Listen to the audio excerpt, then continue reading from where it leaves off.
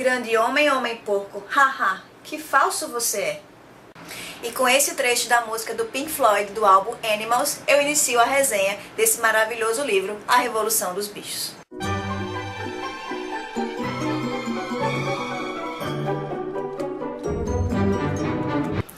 O escritor de A Revolução dos Bichos, o George Orwell, é o pseudônimo de Eric Arthur Black, um jornalista nascido na Índia Britânica, mas que viveu boa parte da sua vida na Inglaterra.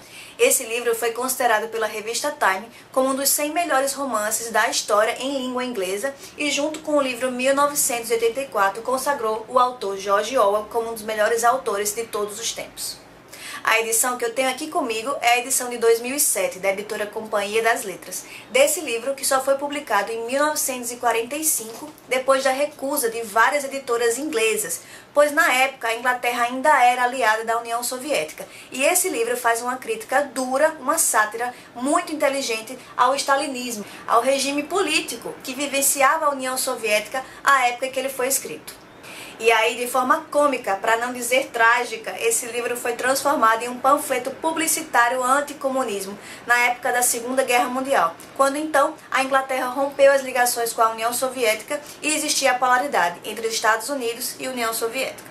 E foi até feito um desenho animado desse livro para que esses ideais anticomunistas fossem propagados nas escolas.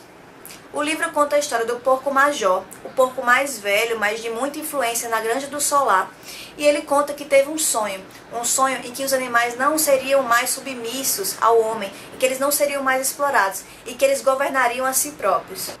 O porco, então, motivado pelo idealismo, coloca todo o peso e responsabilidade sobre a vida em que se encontravam os animais, sobre o homem, personificado pelo granjeiro Jones.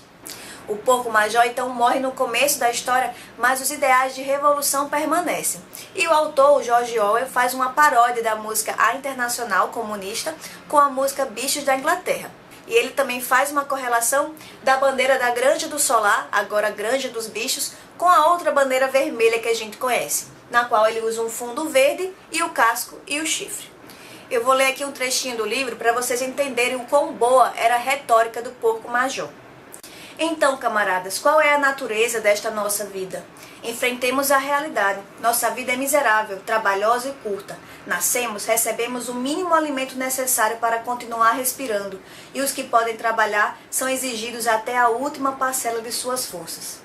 No instante em que nossa utilidade acaba, trucidam-nos com hedionda crueldade. Nenhum animal na Inglaterra sabe o que é felicidade ou lazer após completar um ano de vida. Nenhum animal na Inglaterra é livre. A vida do animal é feita de miséria e escravidão. Essa é a verdade nua e crua. E quem seria então o nosso major? Um homem de grande retórica que concebeu a revolução. Pelo que a gente pode ler do livro, seria um misto entre Karl Marx e Lenin.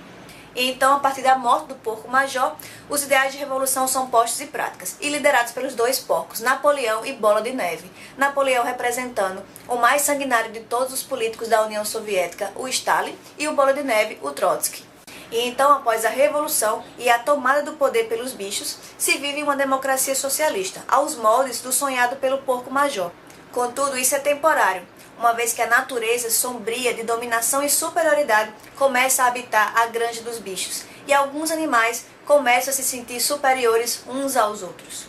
E chega o ponto em que a gente se questiona que tanto faz quem é o dominador, uma vez que os dominados estão sempre na mesma condição de miséria e sofrimento. E os animais representam de forma brilhante a sociedade soviética da época, sendo os porcos os governantes do Partido Comunista, os cachorros os guardas da KGB, Mimosa, a égua, a sociedade burguesa da época czarista. Sansão representa um proletariado e também o mito irracional soviético em cima do trabalhador mineiro Alexei Stakhanov. E as ovelhas são a grande massa de manobra populacional, que assim como na música do Pink Floyd, Chips, descreve a seguinte frase: o que você ganha, fingindo que o perigo não é real? Submisso e obediente, você segue o líder.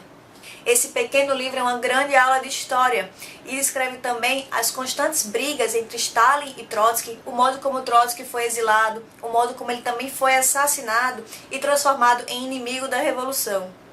A história também nos mostra os dois tipos de dominação existentes à época.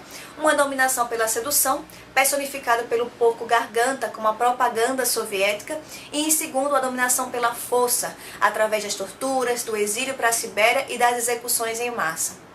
Aprendemos também que alianças militares e diplomáticas não se baseiam em ideais, e sim em interesses. Como explicar a aliança inicial na Segunda Guerra Mundial entre Hitler e Stalin, e depois, na Segunda Guerra Mundial, no fim dela, entre Stalin e a Inglaterra? E o segundo aprendizado é que força física sem consciência política não adianta de nada. Foi daí que o George Orwell retirou a ideia dessa fábula. Ele viu que os animais, apesar de muito mais fortes que os seres humanos, não têm consciência de que são dominados. E assim, não fazem nada para ir de encontro a essa dominação. Assim como todas as outras obras de George Orwell, esse livro é uma grande indicação para aquelas pessoas que gostam de história e gostam de pensar criticamente. E se você gostou do vídeo, por favor, deixe seu joinha, se inscreve no canal e compartilha com os amigos. Obrigada!